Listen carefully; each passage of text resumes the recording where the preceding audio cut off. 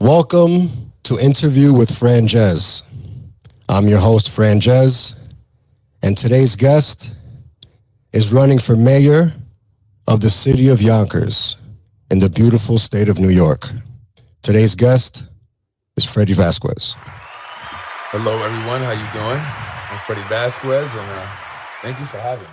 Thank you for coming. I appreciate it, man. I saw your work, and I thought you do well. They're very good, actually. I said, I like the way he interviewed. I appreciate that. Definitely will come on and wouldn't mind you interviewing. I do. I love it. Perfect. You like unique questions, outside the box, and I like that. Perfect. Thank you.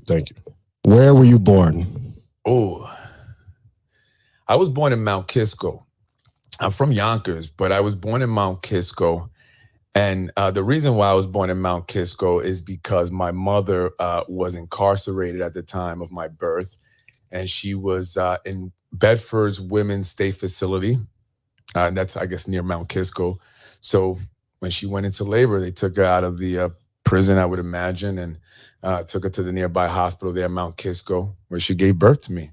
And so and I spent the first 8 months of my life in this world in a prison in the nursery there at the women's facility.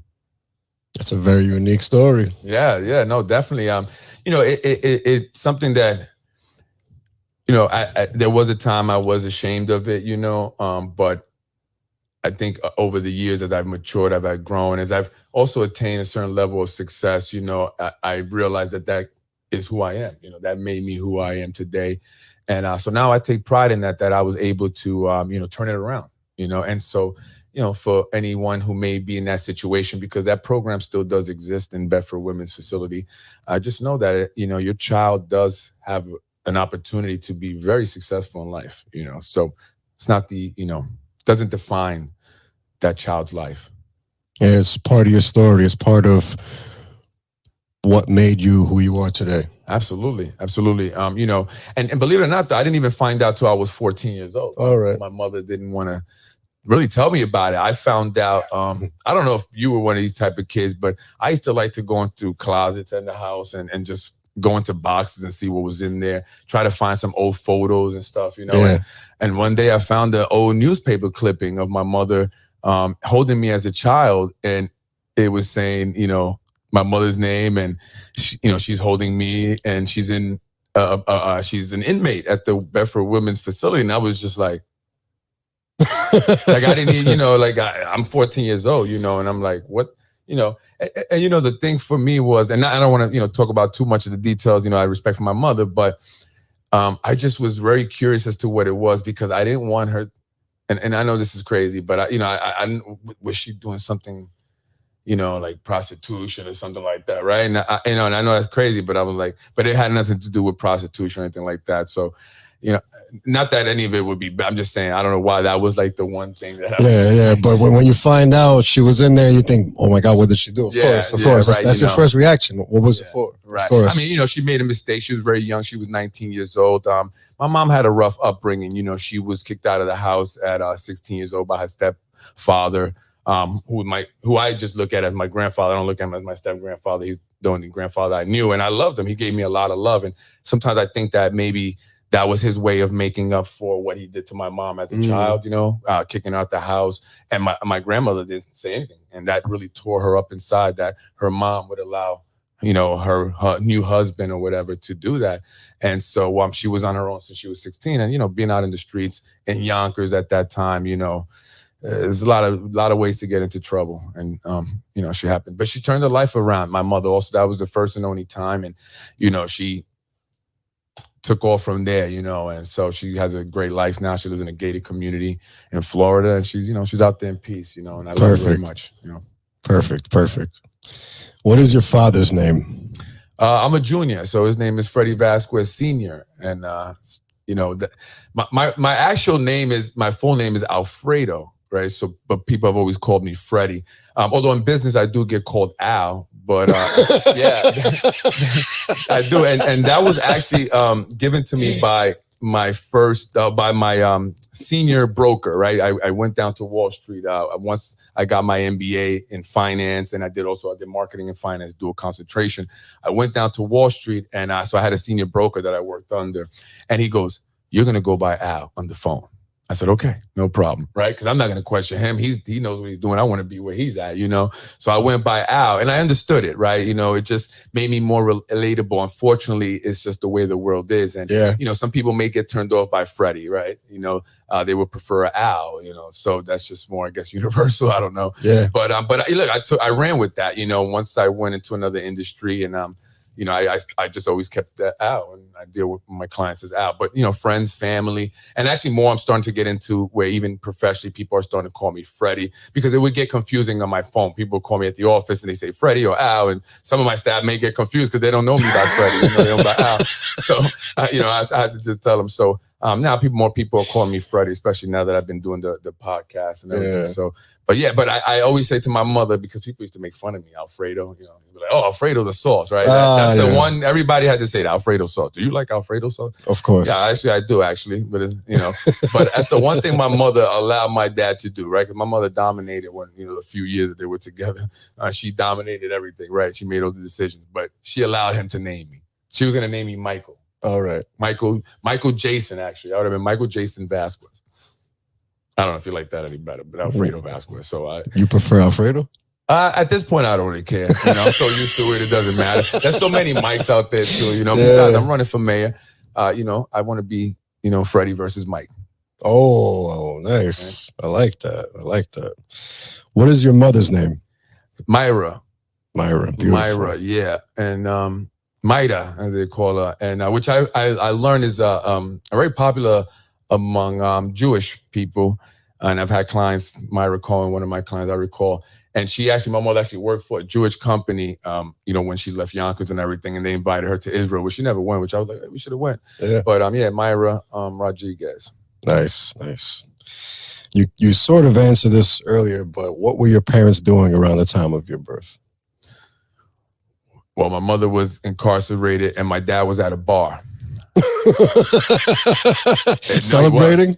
No, he was. He didn't even know I was born. Oh. He was at a bar. And that's a true story. My uncle found him at the bar because obviously my mother being incarcerated, she's going to call her family and say, hey, I gave birth.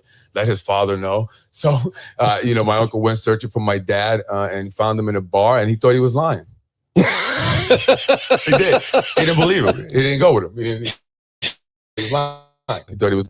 And so it was, and my uncle is the type that will be like, okay, whatever, and he'll walk away. He's not going to, try to convince you it's true. Yeah. And it's almost like he wants it to be that way. Like, I told him he didn't go. He wanted that situation to be. So, that's what he was doing. My dad was, in the streets a lot. He also had a rough childhood. I mean, there's a story that he told me once that it was my grandmother. She was holding his sister.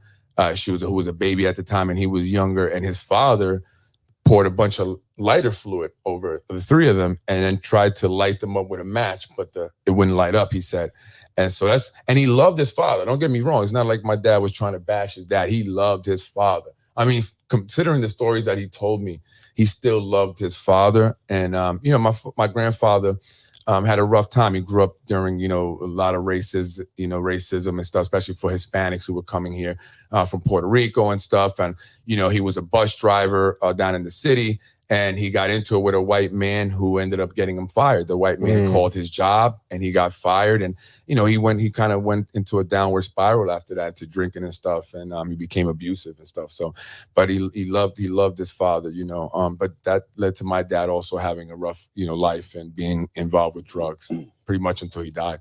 Oh, I'm sorry to hear that. Yeah, no, thank you. Yeah. What religion did they practice during your childhood? We grew up Catholics. We went to St. Peter's Church, actually. All right. And then I went to St. Peter's School until my mother could no longer afford it. That was just, my mother was incarcerated. Then I went to live with my grandmother because my dad he was out of the street. He can't raise he didn't know what to do. He told me one story where I was sick and I was crying, and he brought me over to my cousin's godmother, who was some medical professional, and she just put me in a bunch of ice water to bring down my temperature. But he just didn't know what to do. He's out in the street, so he brought me to my mother's parents, who raised me until my mother was able to release from prison. Once she was released, my dad and her tried to make it work. But that lasted for a couple of years. My dad was just too involved in the street. But I almost was not here. Actually, two things that my mother listened to my dad: my naming, and also I'm here. The fact that I'm here was my dad. And my mother. And this is not to be negative about my mom. I do just want to mention this because it's a topic that a lot of people discuss, and it's been in the news a lot when you talk about abortion.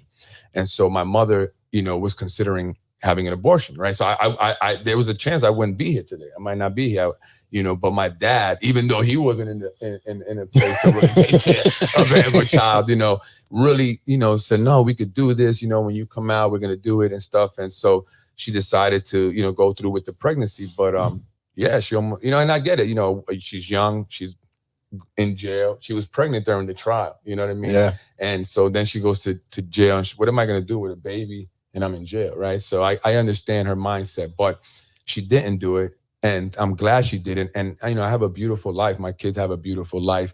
And this is just a thing, and I'm not trying to tell anyone, what decisions to make. Everybody makes their decisions for themselves. But, just because the situation may not seem like it's the right situation, because my mother's situation was not right at all for a child, doesn't mean it can't have a great outcome, So I just really want to get that out there. Yeah, man. Thanks to your father. Yeah. Thanks to my dad. And I love my dad, not to, I'll just be honest about who my dad was. Absolutely. But he was a great man, though. He definitely was a great human. I mean, he would give you the shirt off his back, literally, and do anything for people, So, and that's why I get my kindness, fun, and my desire to help people. Want to help others. That's beautiful. What is your relationship with God today?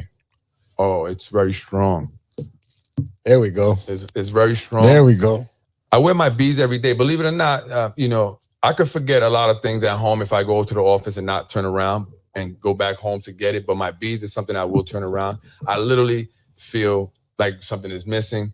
And it wasn't always like that. I did go to Catholic school, but that was just because that's where my mother put me in. We went to St. Peter's because I'm with my grandmother, and I used to always think, these poor people coming to church praying to God, and we're still poor, still waiting online for that block of cheese, which I did. I stood on that line. But there was a point even where I thought I was so smart that I knew God wasn't real, because it's just for people who are silly, who don't know how to explain things, and they have to say God and this magical thing. And that changed within the past, I'd say 5 years since my sister's passing. I really developed a strong, a relationship with God, a strong faith, not religion. I don't claim necessarily a religion. I don't go to church because I don't necessarily believe that that's what, builds your relationship with God. I have just in my actions and what I do every day, and just, communicating with God. And I see the signs. I mean, and once you build that strong relationship with God and you have real faith, I say real faith because some people can say they have faith, but when you have real faith, you see signs, right? You can look back and be like, yo, those were signs. And I didn't even see it. And then now moving forward, that's a sign, right? And so today I'm standing here, getting ready to announce that I will be running for the mayor of Yonkers, not because I want to be mayor, because I never had intention to be a mayor, right? I believe God put me in this position to do what I'm doing now. Because ultimately I wanted to support another candidate, but here I am. So I believe everything that's happens is, I give the glory to God, whether good or bad, everything, even the bad things, it's God putting you through a test so you can become better. But it's up to you to become better, right? You're not going to become better just by going through the test, right? It's what you do in those moments. So yeah, it's what you take out of the test. Absolutely. How you come out at the other end, so God's going to put you to the test, but he's not going to do it for you, So absolutely. You can't pray and just wait there, right? And think that a bag of money is going to be in front of your door when you open it because you prayed it. Now, that's not how it works. But, you got to definitely have faith, Absolutely. What was home like during your childhood? And when I say home like, I even mean the food, the music, the family dynamic. Oh, man. It's interesting because, I look back and I look at my childhood, and my wife and I grew up so different. My wife grew up upper middle class, big house. We grew up poor, big family, little apartment, but I don't know if I would trade with her. I had a lot of great moments, but there were, it was a lot of great moments, and then there were a lot of bad moments, right? There was these extremes, I mean, look, we talk about domestic violence, drug addiction, just violence in general, poverty, hunger. So But then we had these moments where we would have these parties and all the family members would be there. The music was always salsa merengue, right? And so I would dance it. I didn't, I don't know I could do too well now, but back then you had to, and there would be other friends that my family would invite, right? And they were like family because they were always at the parties and they would have kids and there would be, there was always that one that I had the crush on, I'm gonna say Erica, and so I look, she, I think she may know by now. She's in Florida now. She, I'm married. We're both happily married. But back then, I had the biggest crush and I had to learn how to dance if I wanted to dance with Erica, right? So I would go there, but my family, even though we didn't have a big apartment stuff, we would clear the apartment, take all the furniture out, right? And put everything into the bedrooms and the entire kitchen, living room would be the dance floor, right? And then the kitchen would be where all the food and stuff was. Then the hallway area, you might have people standing around just drinking, but it was always dancing. And we're talking about the 3, 4, 5 in the morning, right? And we would invite everyone from the building. So, no one would be upset. It was a tenement building. So you had 6 apartments, right? So people would come. They know we partying, and it didn't matter what it was. It would be, New Year's, Christmas, the baby turned 1, we got to party all night for that. And you know what I'm saying? We got to have the mini Budweiser bottles. The christening, she got baptized or he got baptized. We partying all night, It was always a party for something. But that brought family together. The food, the peiní. My grandmother always made peiní, arroz con gandules. She would always do a ham, as well. Macaroni salad, potato salad. I mean, everything, white rice. My grandmother pretty much made the white rice for me because I would eat arroz con gandules, but it wasn't my thing. I would prefer white rice. So she would actually make white rice. Everyone else ate the arroz con gandules, pateles, pateles. My grandmother would make them and sell them, and she still does actually. Nice. Empanadas, all that stuff, man. It was great. It was the best. That's beautiful. Yeah. It was rough though, but I lived with my grandmother. I was raised by them on Buena Vista. But, my dad, wasn't always around. So, but I don't know. It's just good and bad. I wouldn't change it. It sounds beautiful. Yeah, it sounds beautiful. Who is the first person you think of when you think of success? When I think of success, who's the first person I think of? Oh, wow. I never thought about that question. I guess in high school, my thought was Puff Daddy, right? I wanted to be like Sean Puffy Combs. And I was telling you, I had a recording studio. I wanted to be in the music industry, in the music business. So I always looked up to Puff Daddy and I wanted to be, as successful as Puff Daddy. That was my definition of success. And I guess really it wasn't, it was Puff, but it wasn't a person also. It was an image, right? And this is a misconception I think that a lot of us have, right? The image of success where he had a lot of money. He drove, nice fancy cars and big houses and stuff, right? That to me was success. But I've come to learn over time that that's not success, right? Success is not measured by monetary value or gain. It's measured by happiness, right? I don't care. I don't care if I have, I live outside in the street. Honestly, if I'm happy, then I'm successful, right? If I live a good life, I can put a smile on my face, I'm happy. So, my definition of success has changed. I look at the person now who's happy as a person that's successful. That's beautiful. Yeah. As a kid, what did you want to be when you grew up? I wanted to be a police officer. I used to always go around I was, a latchkey kid. My sister was 9 years younger than me. So, she would be my mom if my mom left the house. So I would stay home alone. So I would, I had a toy gun, and a toy badge, and I would go around my house searching the apartment for any suspects or anything. When you're alone, you can make up a lot of you can have fun, right? I would have a whole basketball season. Yeah. I would have a little hoop on the door, with the little ball, and I would have a whole season. Of course, I would win every game, every championship. My team was the winner. I was the only one on the team. I made all the points, right? I had no one defending me, but but I still, imagined this, this game and this thing. So, I want to be a cop. So I would always search, the apartment and stuff, and I would walk around with a toy badge and stuff all the time. So, that was my dream.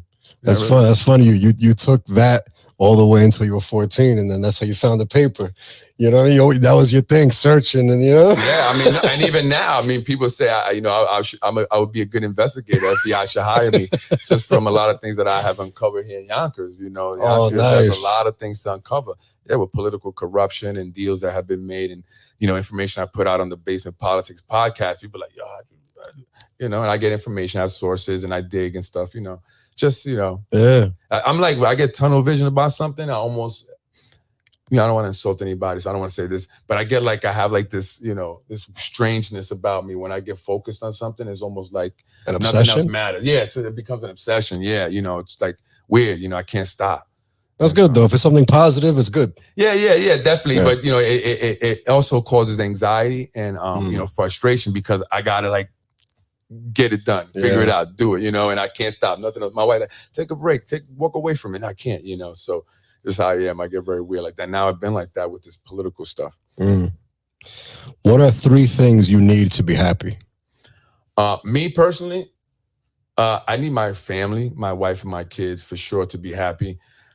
I guess my wife, my son, and my daughter, the 3 things.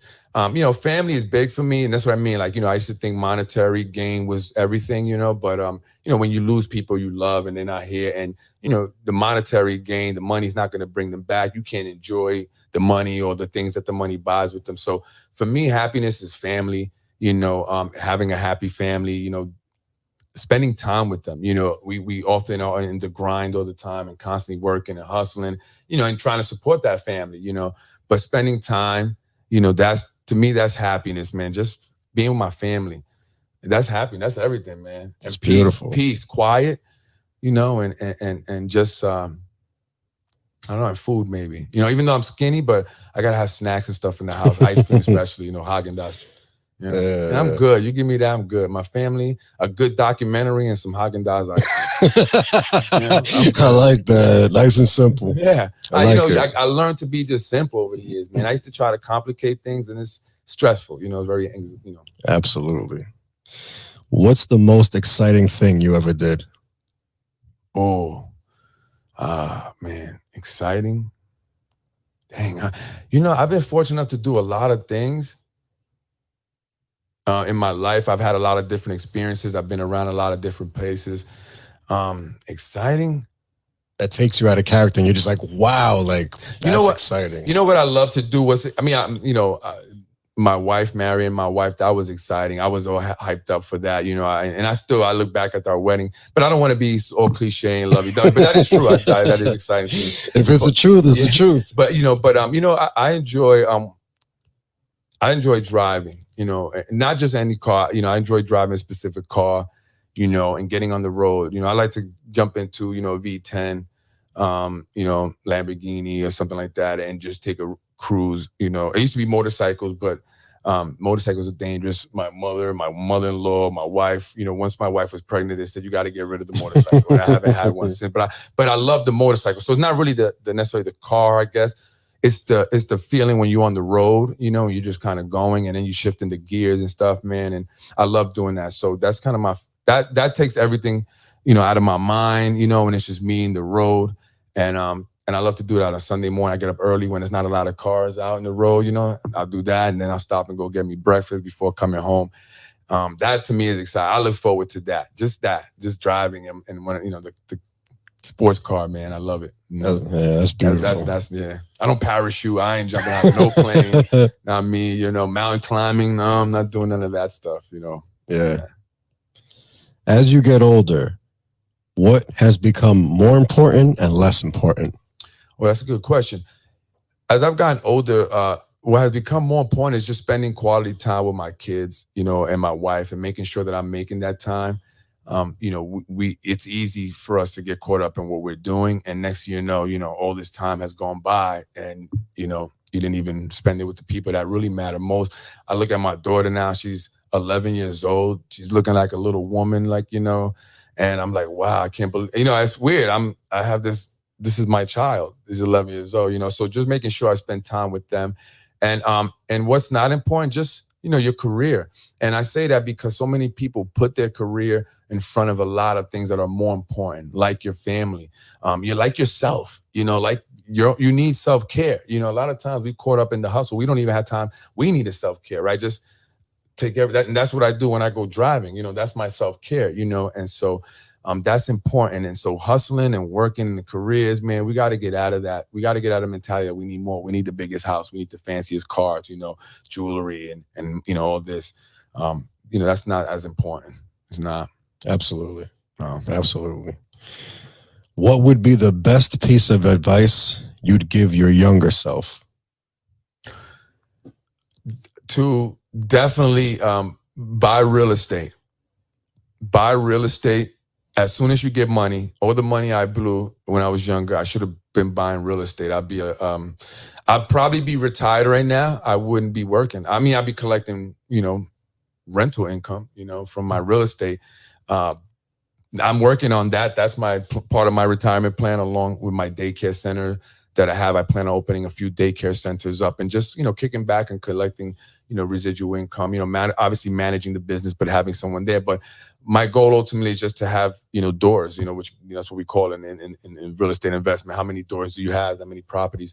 And so just building my doors so I can live off that every month. I get money coming in from people paying rent and stuff. So that's what I would have told myself. Focus on buying. Forget the music. I'll be honest with you. I told myself, don't do the music. Okay, that's a waste of your time. And even now, even if I would have made it, I wonder if I would have been, really, if I would have enjoyed that, if I would have wanted to be around that type of environment. It's just not who I am. Yeah. I'm not into partying and drinking and all that stuff. So I don't know if that would have been. I'm not knocking it. I'm just saying that's not what I do. So I don't know if I would have meshed well with that. But I would just be hustling. Starting a business right away, focus on that. But for me, it would have been real estate right away instead of putting myself in $36,000 debt on my credit cards, which, $36,000, I paid that off, and I said, never again with credit cards, and once I paid it off. But I could have bought property, Yeah, absolutely. So, I mean, I have, I'm just saying I did, but I would be further along. I'll probably retire right now. I wouldn't even be here in Yonkers, probably. Do you have any regrets? I'll be lying if I say I didn't have any regrets, but we have to push through that, right? We can't allow to let that get, into our minds.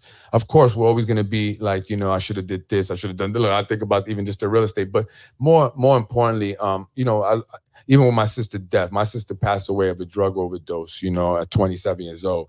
And that literally took me out of commission for a good year or so, and I didn't realize it. I was in a state of depression, for a long time, so that's something that was really, really I regret it because I feel like I should have been there, right? I could have stopped it somehow, but I was so focused on working and trying to make this money, and take care of everybody, and I did. And what's crazy is that I got to that point.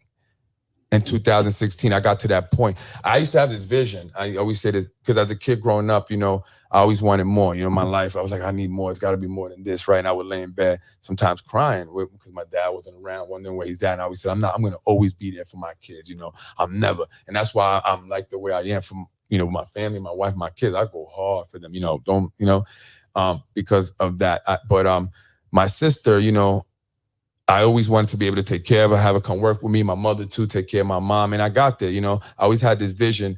This is real. I always had this dream. I don't know if it's a dream, vision. It was both, where I would be watching over my yard and my whole family would be there, and they were just all having fun, right? And there's a pool and in the pool, some of them over here. And I'm just there with just chilling, just on my deck or somewhere, standing and smiling because that's why I did everything. I never did it for myself. Like, that's crazy. I always say to people, if I didn't have no family, I would go to California and I would live on the beach over there. I go out there, I see people, they live on the beach, and I'm not saying they have it. I don't know, but maybe I would be. I'd go out there, give me a little bit of money for food, maybe somewhere I could take a shower and chill. I wouldn't do this rat race, But I did. I was in that rat race, but I thought I reached the pinnacle. My vision, I have my yard, my big yard. I have over an acre of land and, had my family there, all my cousins, my aunts, and they're doing limbo. Some are in the pool. We're playing some merengue and like Mark Anthony, we love Mark Anthony, right? Us Puerto Ricans. And there I was, I made it. And that was, and this was maybe like August, maybe July of 2016. And then in September of 2016, my sister would pass away, right? And I remember she was like, Freddie, you're like a real adult now, right? I remember her saying this because me and her had this thing because of the stuff she was going through. So she hadn't been to my house. She had just been to my house that year for the first time. So she's like, "You're like a real adult. You got a house, right?" And I was laughing about that. But you know, the year before we were on a cruise, right? The whole family, my grandmother's thing, and then here they all at my house now, and then it's boom, it comes crashing down, and then September, then 6 months after that, my father dies of liver cancer, right? And my father, battled HIV. That's another thing I found out when I was 14, 15. Wow. So yeah, I finding all these things out. And so, and I kind of try to let that bounce on like it was no big deal. But of course, it always was. Of course. You had to go to the hospital sometimes for things that, emergency. Many times I came to Yonkers when I had left the state because he was in the hospital. He may not live, So, I was there. My dad was there. Even that day, I remember that day. That summer, my mother and father were together in the same place for the first time in years. Years. I mean, my dad loved my mother to the day he died. My dad loved my mother like he loved that woman. No matter what. And that's why I get my love for my wife like that. So they were there, and I'm like, wow, my mother. I remember I have a picture with him and my sister together. That was the last picture I would take with the both of them. And I had to blow that up big, and then she would die, and that just messed me up. And then he would die 6 months later, and I went into a state of depression. I didn't realize it, but I regret that. I feel like I could have done more, right? That I wasn't there for my sister or my dad, and that's not on me, I guess. People, that's not your fault, but I don't know. I feel like I could have done more. To save them. You're right. It wasn't in your hands, but it's beautiful you had that event. Yeah, no, and that's one of the things that I look back and I say that's God. That's God said to me, Freddie, I'm going to give you that, but that's not what your purpose is. Yeah, and so here I am, and that's what I look at. I said, this is the purpose, right? Me doing what I'm doing today, and then I had to go through that to be here. It's beautiful. Yeah. What are your life goals? Wow. I've been fortunate enough to reach a lot of my goals in life. So, like I said, I always had the ability, and I believe this is God, to like manifest things. So since a young kid, a lot of things, and I don't want to talk about the superficial stuff because I don't think that's relevant, but some of the superficial things that I managed to attain, but more importantly, my wife and my kids, you know what I'm saying? Like, that is like, I always, I don't know if you ever had, but even when I was 7, 8 years old, I would think about who I was going to marry. Really? Yeah. And I would think about, kids and all that, because I didn't have that. Like, I wanted mom and dad, and we eating dinner at the table each night. You know what I'm saying? I never had that, and so I wanted that. I watched a lot of TV. So, that's what I definitely wanted. But, yeah, what was that question again? I'm sorry, I thought. No, that was perfect. Your life goals. Oh yeah. Oh, so I think I've attained, a lot of that. My marriage, my kids. I'm a business owner. That freedom to do what I, as I want, as being a business owner. I got my bachelor's, the first in my family, the first to get an MBA, the first to have my own business, the first to make over 6 figures.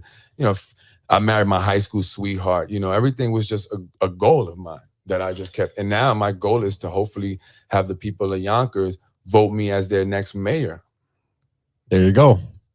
I was going to say, everything you listed, you already accomplished. So you must have something else, and that's it right there. Yeah, I grew up in Yonkers. I love Yonkers.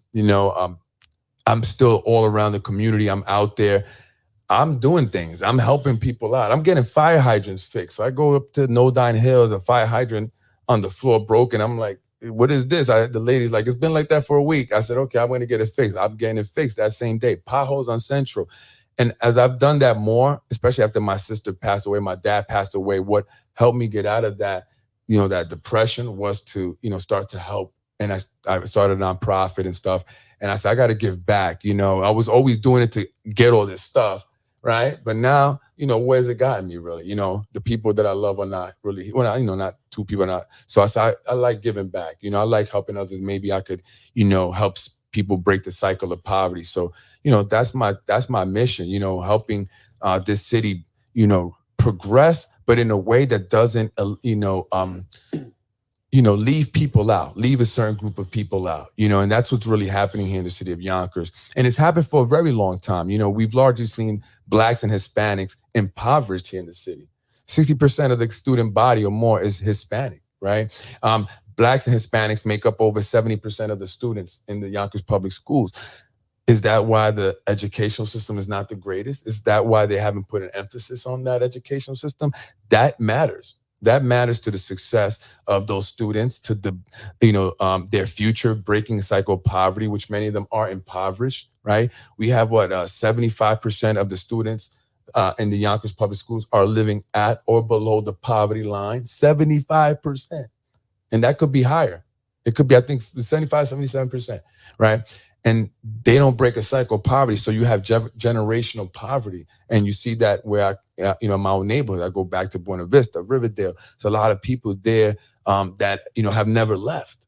And I want to see people, advance, progress, get out of that situation, help their children get out, right? The goal is for your children to do better than you in life, And so I believe that, we need new leadership, one that focuses on everyone in the city and doesn't just look for a solution in bringing developments, right? Luxury developments, which cause the cost of living to go up, right? Which is already high, but now it's going up even more. So you have a segment of population that's now leaving Yonkers.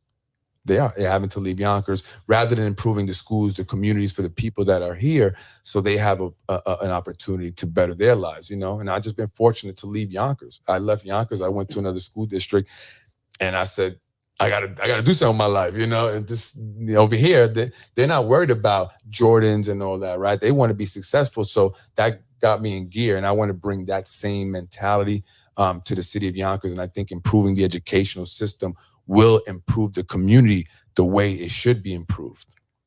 Beautiful. Yeah, so that's my goal, I guess, man. No, that's beautiful. That's a big goal. That's good. Definitely. People look at me and like, you crazy, No, I'll be honest, I'm getting that a lot. Listen, I don't think, that I'm gonna win. I got it all figured out, But you have to give it a shot, right? Someone said to me today, said, Freddie, you're behind the 8 ball, because again, my goal was not to run. I was going to support other people. And, but I decided to make that decision now. And they go, you're behind the 8 ball. And I said, I know, I was born behind the 8 ball. So if I allowed that to stop me, I wouldn't be here. 100%. Right? 100%. So I've developed this mentality that, you got to give it a shot. You got to go for it. What's the worst that could happen? Yeah. I'm here. Not the mayor. Yeah. Okay. I didn't lose anything. Yeah, right? yeah. And you got to give it a shot, especially if you believe in something, and I'm passionate about it, and I want to help all the people, east side, west side, north, south. It doesn't matter. Everyone has unique issues to their communities, but we also have common issues, as a whole, to the entire city of Yonkers. And so I want to be that guy that really comes in there and, disrupts the way things have been done here, which hasn't really worked for the majority, and, and change that. Beautiful. These next 10 questions originally came from a French series, Bouillon de Culture, hosted by Bernard Pivot. Parlez-vous français? Yeah, all that. What is your favorite word? My favorite word, I don't know. Yes. Right. I like to hear yes. I never thought about it, but if I have to think about my favorite word, it's going to have to be yes, because I want you to say yes. Absolutely. Absolutely. Go, right? Yeah. What is your least favorite word? No. Because you want us to say yes. I want you to say yes. When I'm meeting clients or potential clients and I want them to hire me, to represent them, they have to say yes. If they say no, I don't make money, right? Yep. So, all right. I like it. What turns you on? I and we're talking about just in general, right? However you take it. I guess I'm turned on by, business and just building. I really love to build, like not necessarily like building a building, meaning like just building with people, and coming up with an idea and a plan and executing, especially if it's something I'm interested in, So like right now, I'm turned on by this whole idea of becoming mayor, right? And so this is now my obsession and my focus, and so I'm going to be going hard on it, and and I'm excited, I'm excited, and I want to get out there, I can't wait. But I guess now that's what's turning me on, What turns you off? Negativity. I like I said, I like positive, people. I like to be positive. I like people who smile all the time. Listen, life isn't always a bowl of cherries, but you don't want to add to it by having a negative attitude, because it just compounds the problem, right? And it won't allow you to get to a better place, at least, sooner than later. So, I don't like to be around negativity. I don't like people saying, we can't do it. That just, I don't know, for whatever reason, I read energy. Like I feel energy from people, it's not even a good thing sometimes to me, because it bothers me when someone's negative around me and I have to like leave, or they have to leave. You know what I'm saying? I don't know why. It's just can't be around that energy, man. I don't like negativity. I hear it. First time I ever heard life is not a bowl of cherries. Yeah. That's a good one. I like it. Or a box of chocolate. Right? Yeah. I like it. What sound or noise do you love? I enjoy this. It's funny because I go to sleep to these frequency sounds on YouTube. And so I like those sounds to help me sleep. And they really do generate dreams, man, because I was having some dream last night, bro. It was crazy. Sometimes I think I'm in a whole nother dimension. It's just so real. It's so detailed, right? It's like, and the people, at least I don't remember ever seeing in places I've never been, right? Yeah, so how is it so detailed, right? I don't know. But I enjoy rain too. I love hearing water. I believe it or not, even when I'm in the bathroom and I'm not taking a shower, I have the shower on. No. Yeah, I have to hear those sound of water and stuff. Yeah. It's very soothing and it just makes it flow, it just makes it go. I never heard that. That's awesome. My wife tell you, but every time he's in the bathroom, he has the water on, even if he's not taking a shower. It's just that's funny, man. Yeah, I know. And it's not good. I mean, it's a bad habit. You pay your water bill, but I don't know. It's a habit I've had since I was in high school. Wow. Yeah. But I love the sound of the water. I love it. Yeah. What sound or noise do you hate?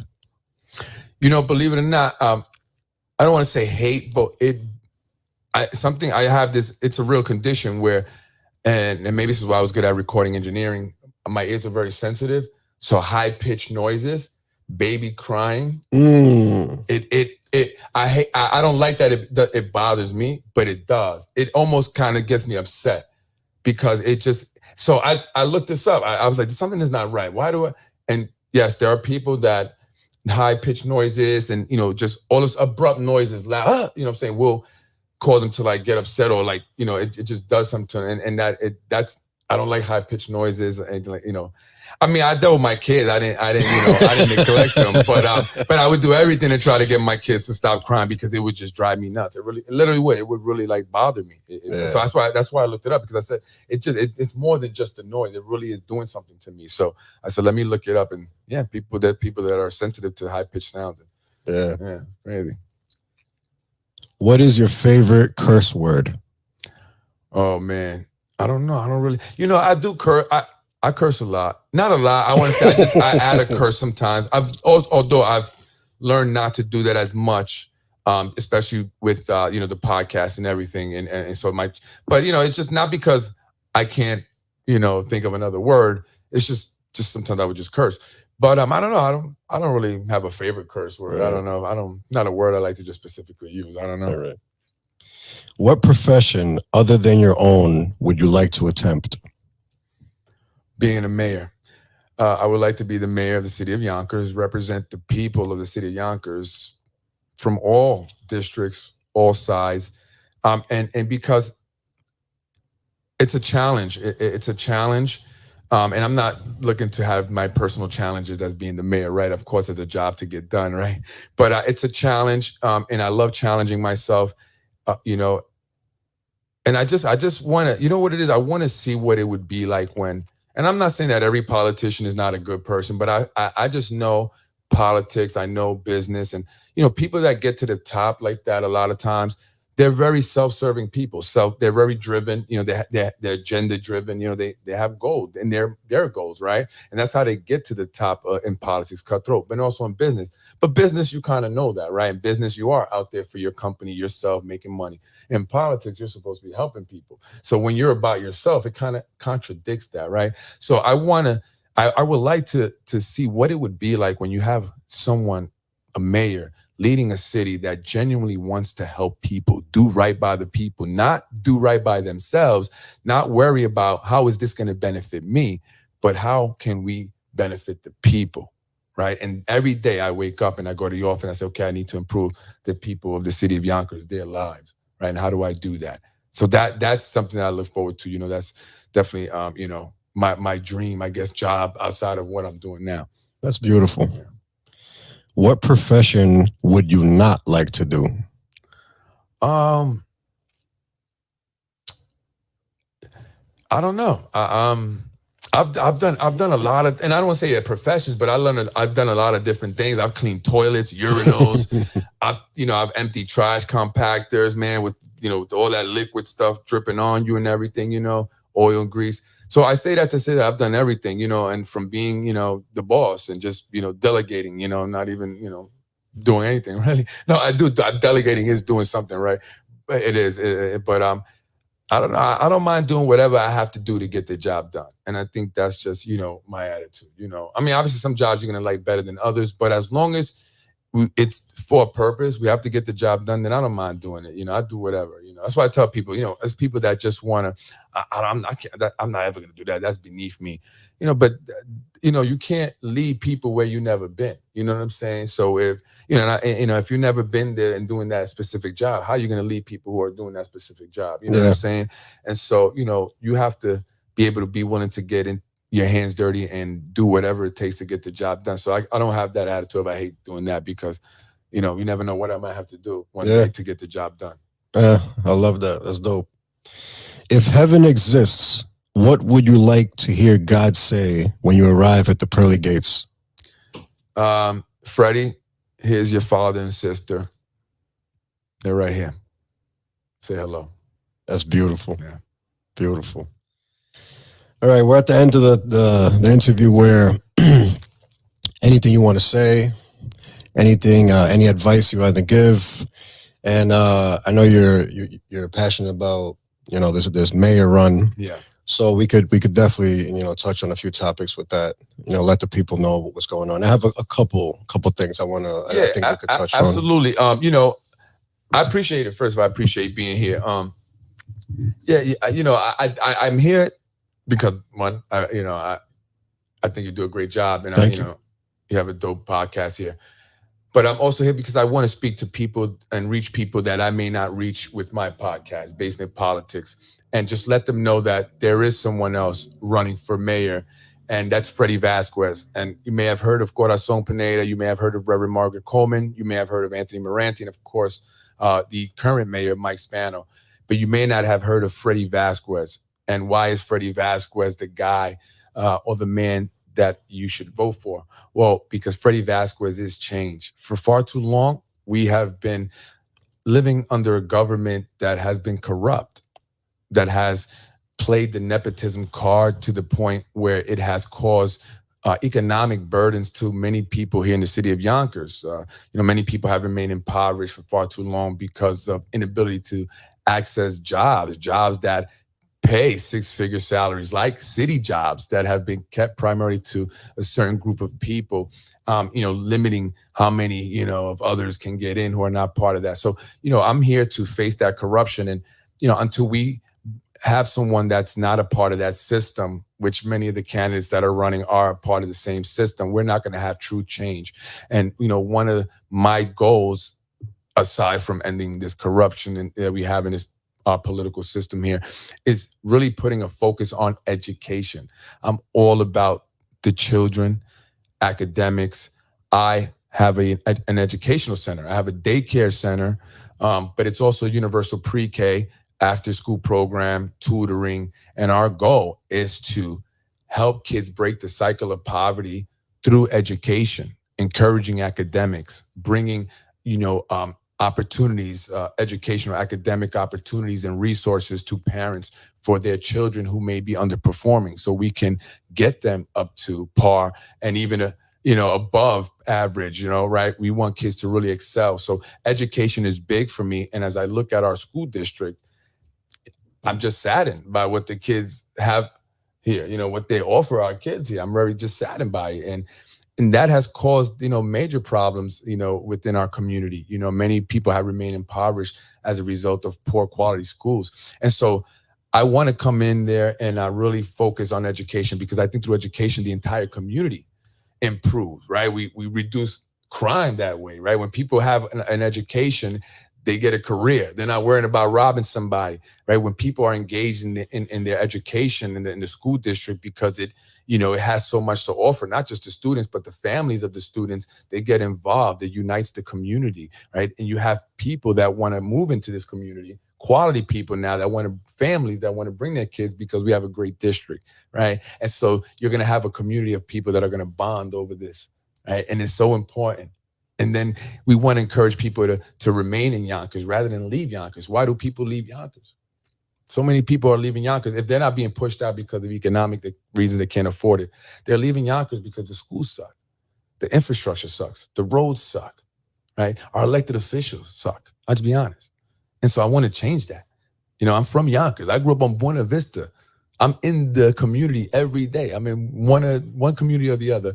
And so, this is my passion. And this is why, I appreciate you giving me the time here, and I just hope that people will, listen to what I have to say, and decide. And, ultimately you have to make a decision. And, and I encourage everyone to vet every candidate that's going to be out there and, understand what they are going to bring to the table, who they are, what they have done already, right? I'm already out here in the community getting things done, helping people, making things happen, helping people with their housing. Got a woman, a hearing when municipal housing wouldn't give her a hearing for her voucher that they took from her during the pandemic. This a mother with two children who has special needs. And they wouldn't give her a hearing to get her voucher back until she came onto my podcast, my show. They called me that night, the attorney from Macy, the city council president who works at Macy. We want to help her. They gave her a hearing, right? I'm getting potholes fixed, fire hydrant. I'm doing it not because I'm an official, I want to be an official, but because we need it, right? We need this stuff done in this community. And so that's why I'm here. That's what I want people to really know about me. It's, I'm here and I'm passionate and I really genuinely care about this community. I love Yonkers. I just do. I mean, we could leave. I have land and I have a house in a whole nother state. And I'm only saying that because I could leave. We've considered it a few times, right? But I love this place. Something keeps me here. And so, that's what I'm here for. It's a beautiful city. It's a melting pot, but it's all love. Absolutely. I just don't like that it's becoming too crowded. It's just being overdeveloped. Oh, right? Yeah. And they're not even done yet. There's many more buildings, and not only buildings, but studios. There's going to be a total of 22 movie studios, right? Where are they going to go? What kind of traffic are we going to be looking at when you have all those trucks from the movie studios, the equipment and the people and all that, right? And then you have also residential buildings. In Chicken Island, they're putting up 5 residential buildings, 5 in Chicken Island. Imagine the traffic that's going to happen when they start building that. And all the construction and everything, equipment. That's a main thoroughfare, right, to get into the downtown area.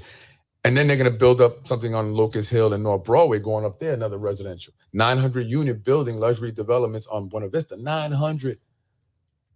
Right next to another one they're building is going to be 234 units. Wow. So there's going to be so many people here. This is crazy, So, what impact that's going to have on the city, it's already having one. It takes you 20 minutes just to get from Sawmill to the city hall, right? And you have to leave 20, 30 minutes earlier now to go to work.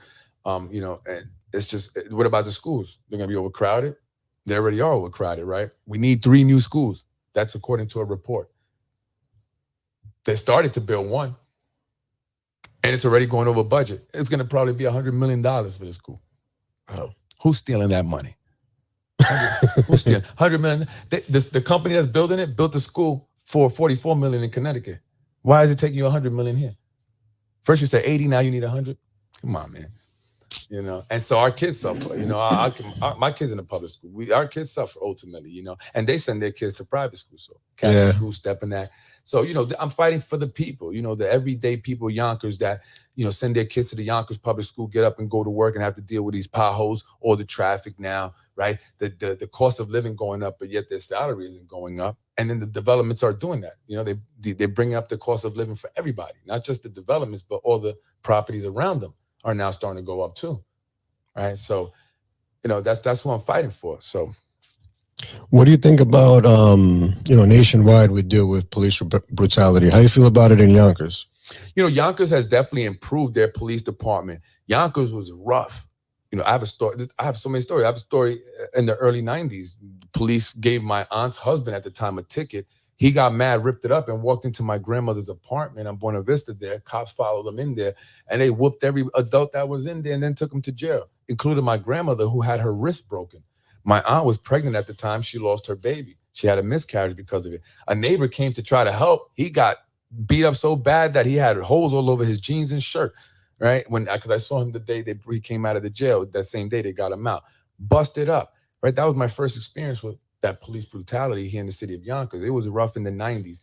And then that's also my first experience with attorneys here in the city of Yonkers who will not help you fight the city because they are corrupt.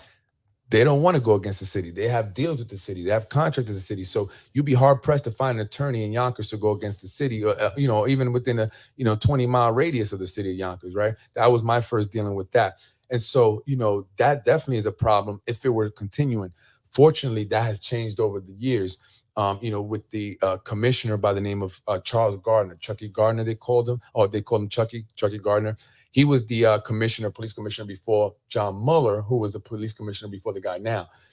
And he made a lot of changes, but that had to do with the Department of Justice. The DOJ was in Yonkers, and they made Spano do something about it. That's the only reason why Mike Spano did anything about the police. That's the only thing that's improved in the 12 years that Mike Spano's been mayor, but that's because the DOJ forced him to do that, right? They were going to take over. They were going to take over the city, the police department, everything because of all the complaints, police brutality, the lawsuits that people were filing and winning. I mean, the city was paying out millions and millions of dollars in, police brutality lawsuits, right? So Chucky came in, he did 8 years. He changed that a lot. And then John Mueller came in and it started to go down a little bit. Yonkers actually started to fall down in crime and everything. So he only did 3 years. They got rid of him. They put now Christopher Sapienza, who's the current police commissioner. I don't think he's a bad guy, but he's the Spano administration. The mayor controls the police department along with his brothers. That's a fact. You know what I mean? So the commissioner is not really the guy that controls everything. He just takes the orders.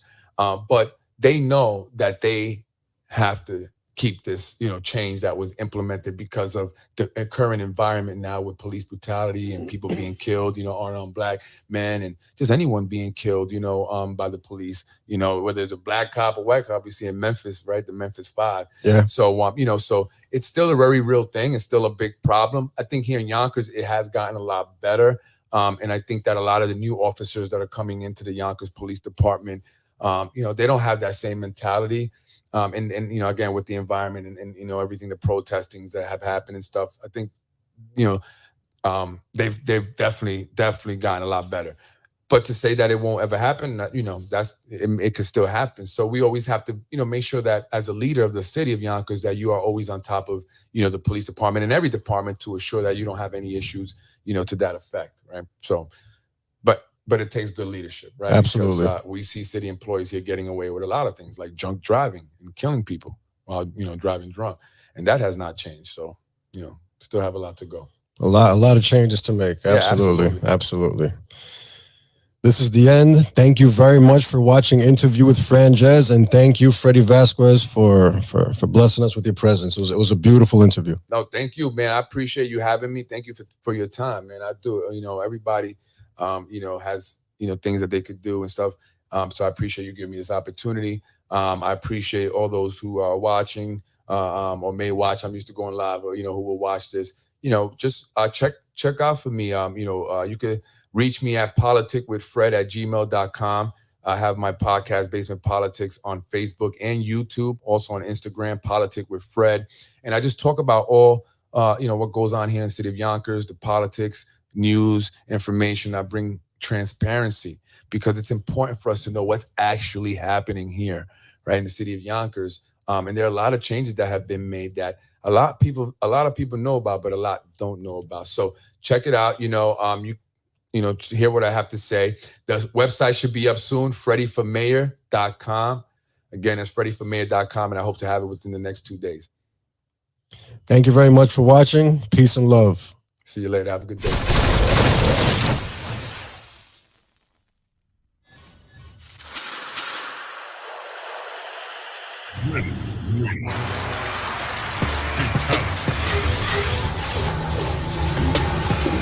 No!